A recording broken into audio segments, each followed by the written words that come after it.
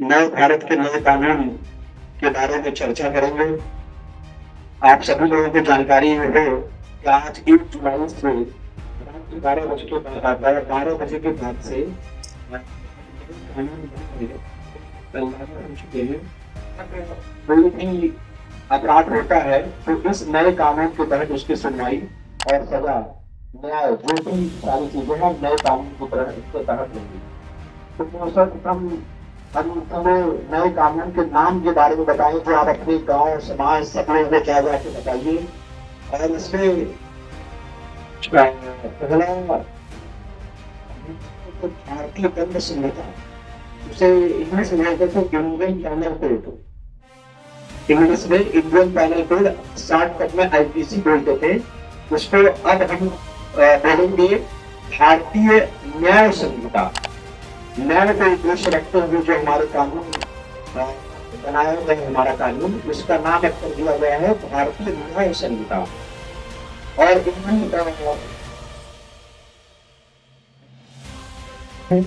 जो स्वर्ण अक्षरों में लिखा जाएगा और युगों युगों तक लोग जानेंगे कि नए भारत में नया कानून जो हमारे नीति निर्माताओं ने लागू किए हैं। तो हम सभी लोग बहुत ही उत्साह में हैं, खुशी में हैं कि अब पुनः एक समीक्षा होकर के नया कानून जो आया है। तो पहला हम जैसा कि चर्चा कर रहे थे आईपीसी, तो आईपीसी का नाम जो नया हो गया है उसका नाम भारतीय न्याय संहिता नाम है। एक बार सभी लोग बोलिए क्या नाम है?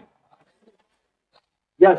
तो जितनी भी प्रकार के अपराध हैं, जो भी अपराध करते हैं हम लोग, तो उसका पूरा डिटेल, जैसे अगर कोई चोरी करता है तो उसमें कितनी सजा है, कोई नकबजनी करता है तो उसमें कितनी सजा है, कोई किसी शिशु बच्चे को अपराध करने की मानसिकता से बेचता है या खरीदता है, या महिला के साथ कोई अपराध होता है, तो उसे क्रमशः धाराओं में, आसान धाराओं भाषा में, एकदम बिल्कुल आसान भाषा में उसमें कौन से अपराध को कौन सी सजा, कितनी सजा है, उसमें किस अपराध के लिए कितनी सजा है, वो सारा चीज किसमें रहेगा, डिटेल जिक्र रहेगा भारतीय न्याय संहिता में। अभी हम और विस्तार से बताएंगे। दूसरा हेडिंग, जो दूसरा पुस्तक है कानून का नया, उसका नाम क्या है? भारतीय दूसरे पहले हम लोग बोलते थे उसे दंड प्रक्रिया संहिता। पहले बोलते थे दंड प्रक्रिया, सीआरपीसी बोलते थे। तो सीआरपीसी मतलब क्या होता था कि जैसे अब ये हो गया कि इस अपराध के लिए ये सजा है, वो किस में आ गया?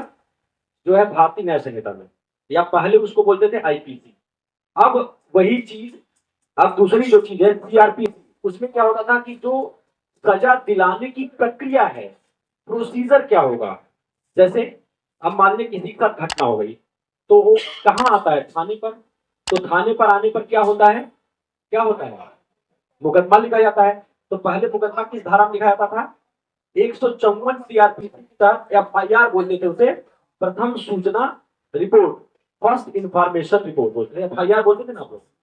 तो ये प्रक्रिया है। जैसे आपको पता चल गया कि ये अपराध हुआ, लेकिन वो चीज आपको आईपीसी में मिली। अब उसी चीज को किसमें मिलेगा? भारतीय न्याय संहिता में। फिर उसके बाद सीआरपीसी होती थी, दूसरी पुस्तक का नाम पहले। तो उसमें क्या रहता था डिटेल कि किस प्रक्रिया के तहत कैसे कैसे काम होगा। मतलब कि आदमी आएगा तो सीआरपीसी की धारा 154 के तहत पहले एफआईआर होगी, एफआईआर की प्रति जो एफआईआर जिसके साथ घटना हुई उसको दी जाएगी, और उसके बाद एक विवेचक नियुक्त होगा। इंस्पेक्टर साहब एक दरोगा जी को नियुक्त करेंगे। वो दरोगा जी मौके पर जाएंगे, घटनास्थल का निरीक्षण करेंगे और बयान लेंगे, लोगों का जो एविडेंस है उसको कलेक्शन करेंगे। ये सारी प्रक्रिया बोलते हैं। इसे क्या बोलते हैं? प्रोसीजर। तो वो सारी चीज किसमें रहती थी? दंड प्रक्रिया संहिता में। दंड दिलाने के लिए जो प्रक्रिया क्या रहेगी वो। तीसरा क्या होता था? तीसरा होता था इंडियन एविडेंस एक्ट, साक्ष्य अधिनियम, भारतीय साक्ष्य। तो उसमें सजा दिलाने के लिए कौन सा साक्ष्य का कितना महत्व है, किस साक्ष्य का कितना वैल्यू है, कैसे साक्ष्य लागू होगा, वो सारी चीज को एविडेंस पूरा होता था, जो जिसका विशेष रूप से प्रयोग न्याय पालिका में होता था। तो वो फिर साक्ष्य दिला करके साक्ष्य पूरा कंप्लीट हो जाता है। फिर उसके बाद आसान भाषा में आप लोग समझाने की कोशिश कर रहा हूं, तो उसे बोलते थे इंडियन एविडेंस एक्ट। तो भारतीय साक्ष्य अधिनियम, तो उसके थ्रू सजा होती थी लोगों को कि हाँ इनको इतनी सजा हो गई, ये हत्या के दोषी हैं, इतना सजा हो गया। तो उन्हीं तीनों कानूनों का जो है, तो जो पुराने कानून थे उनको समाप्त करके नए जो हमारे कानून बने हैं उनका नाम क्रमशः वही है। तो भारतीय न्याय संहिता हो गया। अगला ये भी है, भारतीय नागरिक सुरक्षा संहिता नाम है। थोड़ा अंधेरा पड़ता, हाँ अंधेरा पड़ता। भारतीय न्याय संहिता 2023, भारतीय नागरिक सुरक्षा संहिता 2023 और इसी के साथ भारतीय साक्ष्य अधिनियम 2023।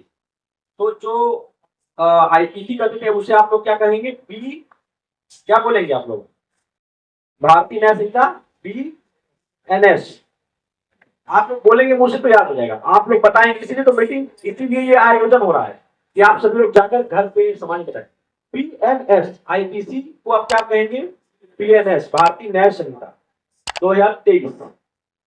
अगला भारतीय नागरिक सुरक्षा संहिता, जो सीआरपीसी थी उसे अब क्या कहा जाएगा? भारतीय नागरिक सुरक्षा संहिता। उसमें पूरा जो नागरिक है, हमारा समाज है, उसमें किस प्रकार से हम उसकी सुरक्षा करेंगे, कैसे कैसे हम प्रोसीजर्स फॉलो करेंगे, तो उसको हम लोग क्या कहेंगे? भारतीय नागरिक सुरक्षा संहिता 2023। तीसरा हमारा जो साक्ष्य अधिनियम है वो भारतीय साक्ष्य अधिनियम, उसे बोलते हैं PSA भारतीय साक्ष्य अधिनियम PSA 2023। ये तीन ऐतिहासिक कानून हमारे समाज के लिए आगे चल करके जो साबित होने वाला है, हम सभी लोगों के लिए आज खुशहाली का, सौभाग्य का दिन है कि आप सभी लोग साक्षी हैं।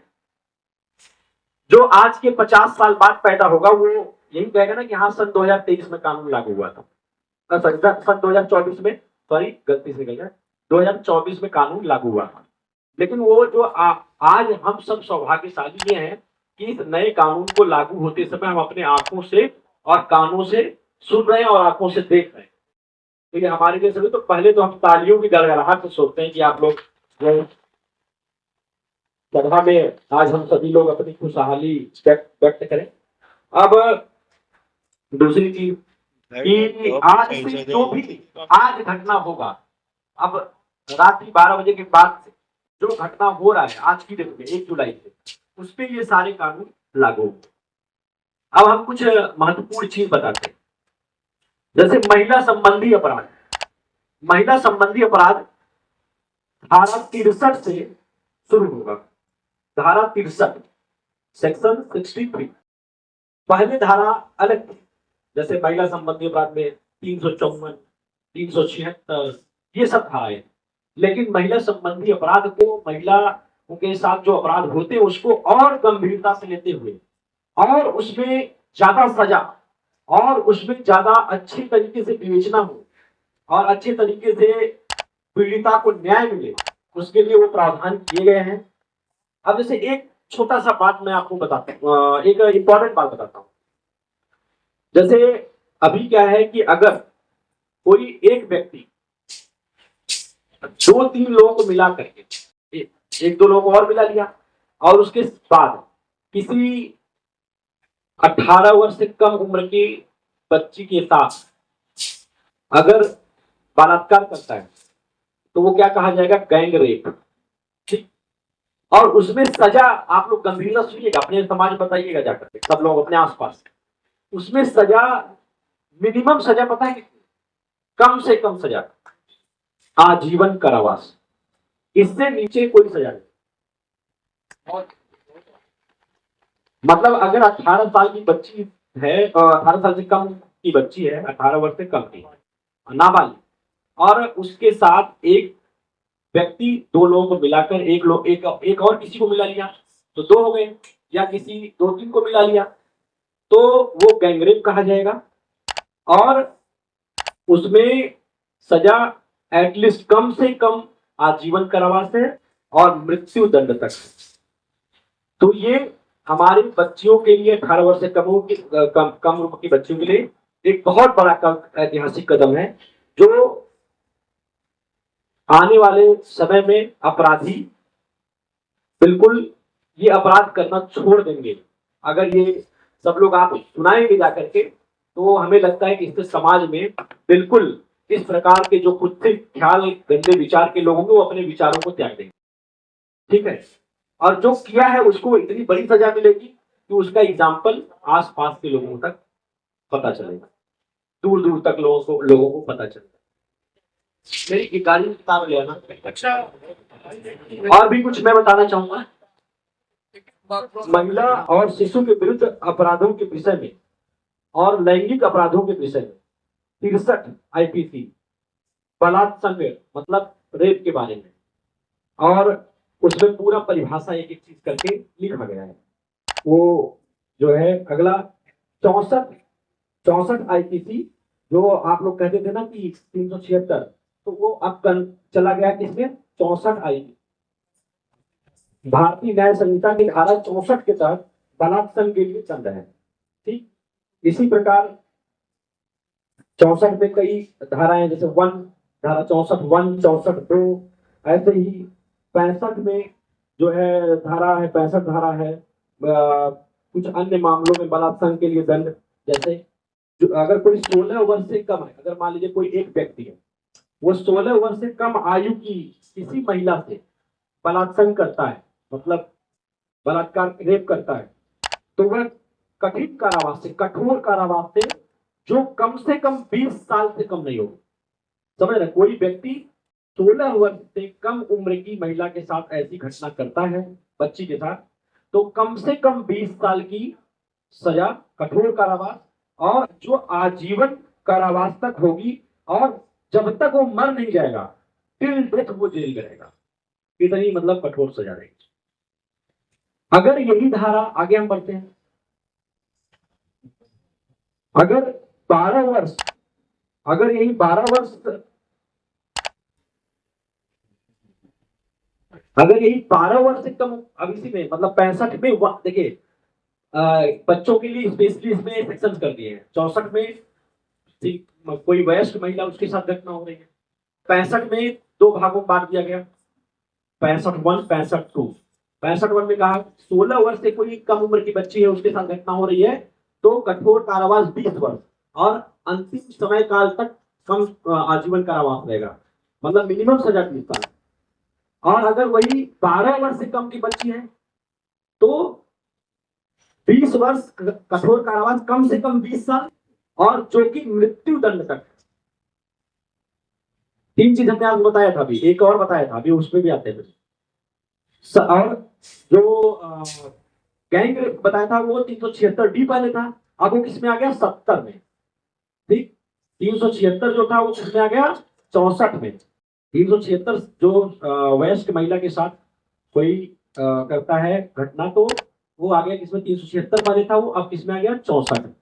65 में क्या आ गया कि कोई 16 वर्ष से कम उम्र की बच्ची है, उसके साथ घटना करता है, तो कम से कम 20 वर्ष कठोर कारावास, और जो आजीवन कारावास, लेकिन आजीवन कारावास कब तक, जब तक कि वो मर न जाए, गोली। और दूसरा, अगर वही बच्ची 12 वर्ष से कम की है, तो कठोर कारावास 20 वर्ष और मृत्यु दंड तक हो, मतलब सजा फांसी तक हो।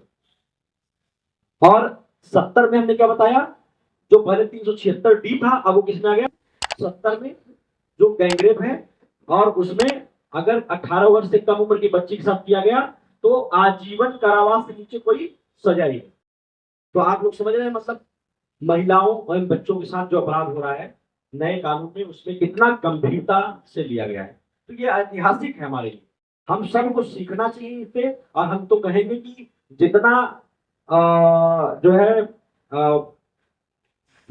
महिलाओं और बच्चों को जागरूक करना है हम लोगों को, उनसे और ज्यादा पुरुष को और युवा बालकों को और जो कम उम्र के बालक हैं उनको जागरूक करना है, उनको बताना है कि ये अपराध करोगे तो कितनी बड़ी सजा मिल सकती है इसमें।